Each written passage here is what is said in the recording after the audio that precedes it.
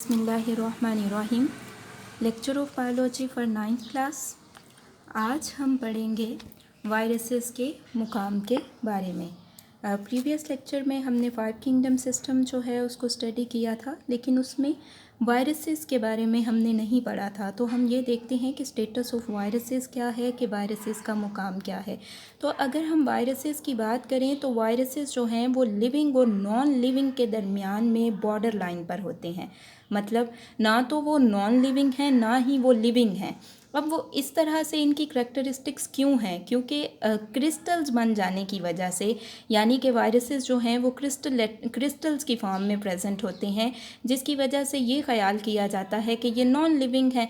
इसके अलावा वायरसेस ए सेलुलर होते हैं, यानी कि इनमें कोई सेलुलर ऑर्गेनाइजेशन नहीं पाई जाती, लेकिन इनमें कुछ लिविंग करैक्टरिस्टिक्स भी हैं। अब लिविंग करैक्टरिस्टिक्स क्या हैं? कि वायरसेस में डीएनए या फिर आरएनए मौजूद होता है, और आम तौर पर क्या होता है कि डीएनए या आरएनए एक प्रोटीन के गुलाफ के गिर्द लिपटा होता है, और जब ये वायरसेस लिविंग सेल के अंदर दाखिल होते हैं तो क्या करते हैं? रेप्लिकेट करना शुरू कर देते हैं, रिप्रोड्यूस करना शुरू कर देते हैं, और वहाँ पे जाके क्या करते हैं? डिजीज़ कॉज करते हैं। अब चूँकि वायरसेस जो हैं इन्हें जानदार ख्याल नहीं किया जाता, जिसकी वजह से इन्हें 5 किंगडम सिस्टम में शामिल नहीं किया जाता।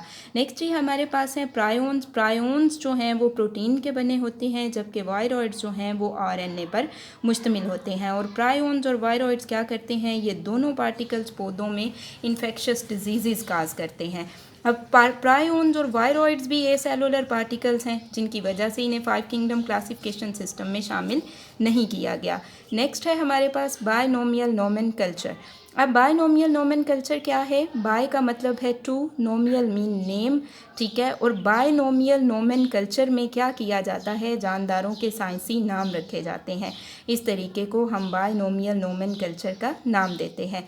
और बायनोमियल से क्या मुराद है? कि स्पीशी का जो साइंसी नेम है वो 2 नामों पर मुश्तमिल होता है। पहला जो है वो जीनस का नाम होता है, और दूसरा जो है वो स्पीशीज़ का नाम होता है। और बायनोमियल नोमेनकल्चर को मुतारिफ़ करवाया था स्वीडन के एक बायोलॉजिस्ट कार्लस लीनियस ने।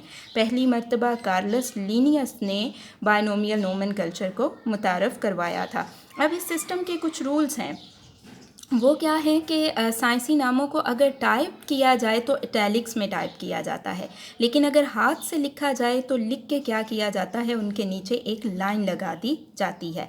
अब जीनस का जो नाम है उसे हमेशा कैपिटल वर्ड से लिखा जाता है, लेकिन जो स्पीशी का नेम है उसे स्मॉलर लेटर से लिखा जाता है। उसके अलावा साइंसी नाम को जब पहली मर्तबा लिखा जाए तो उसे मुकम्मल लिखा जाता है, लेकिन अगर इसे बार बार दोहराया जाए तो उसका मुखफ़फ़ इस्तेमाल कर लेते हैं। मसलन जैसे कि एस्चेरिचिया कोलाई है, इसको पहली बार तो इसी तरह लिखा जाएगा, लेकिन दोबारा लिखते वक्त क्या किया जाएगा? इसे ई कोलाई भी लिख सकते हैं। नेक्स्ट अब हम देखते हैं कि हमारे पास बायनोमियल नोमेनक्लेचर की सिग्निफिकेंस क्या है, अहमियत क्या है। तो अगर हम बात करें तो तहकीक के दौरान जानदारों के आम नामों से बहुत मसाइल पैदा होते थे।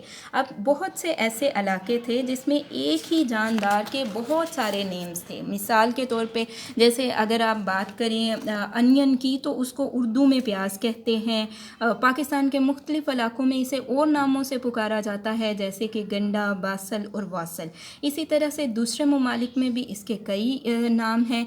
और अगर हम इसका साइंटिफिक नेम देखें तो अनियन का साइंटिफिक नेम जो है वो इलियम सीपा है। इसी तरह से अगर हम बात करें तो आम नामों की कोई साइंसी बुनियाद नहीं होती। मिसाल के तौर पर एक बायोलॉजिस्ट जो है उसके लिए मछली यानी फ़िश एक वर्टिब्रेट है, जिसमें रीढ़ की हड्डी, फिन्स और गिल्स पाए जाते हैं। लेकिन कई आम नाम जैसे silver fish, grey fish, jelly fish और स्टार फिश, इनमें से कोई भी फ़िश जो है वो फ़िश की डेफिनेशन पर पूरा नहीं उतरती। सो इन तमाम मसाइल के हल के लिए साइंसदानों ने क्या किया? जानदारों के साइंटिफिक नेम जो हैं उनको तजवीज़ किया, और इस सिस्टम को हम बायनोमियल नोमेनक्लेचर कहते हैं।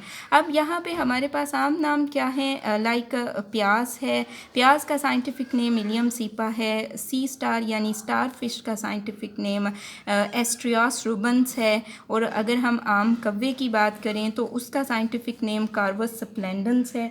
तो ये हमारे पास ऑर्गेनिजम्स के साइंटिफिक नेम हैं। अब यहाँ से आपको जो क्वेश्चंस आएंगे वो आप नोट करें। क्वेश्चन नंबर 1 है वायरसेस का मुकाम क्या है। तो यहाँ से यहाँ तक आपके पास इसका आंसर है। ठीक है, वायरसेस को लिविंग और नॉन लिविंग के दरमियान एक बॉर्डर लाइन पे तस्वर किया जाता है। नॉन लिविंग क्यों हैं? क्योंकि क्रिस्टल्स की फॉर्म में पाए जाते हैं। लिविंग क्यों हैं? क्योंकि इनके अंदर डीएनए और आरएनए मौजूद होता है, और जैसे ही ये ऑर्गेनिज्म के सेल के अंदर एंटर होते हैं तो रेप्लिकेट करना शुरू कर देते हैं, डिजीज़ कॉज करते हैं। उसके बाद जी क्वेश्चन नंबर 2 है, प्रायोन्स और वायरॉइड्स के बारे में आप क्या जानते हैं? तो प्रायोन्स जो हैं वो प्रोटीन्स पर मुश्तमिल होते हैं, वायरॉइड्स आरएनए पर मुश्तमिल होते हैं। दोनों पार्टिकल्स पौधों में बीमारियां पैदा करते हैं। यहाँ से यहाँ तक आप इसके आंसर में लिखेंगे, और यहाँ से यहाँ तक कि प्रायोन्स और वायरॉइड्स जो हैं ये दोनों ये सेलुलर पार्टिकल्स हैं और इन्हें 5 किंगडम क्लासिफिकेशन सिस्टम में इंक्लूड नहीं किया जाता। नेक्स्ट क्वेश्चन नंबर 3 है, बायनोमियल नोमेनकल्चर की तारीफ़ करें।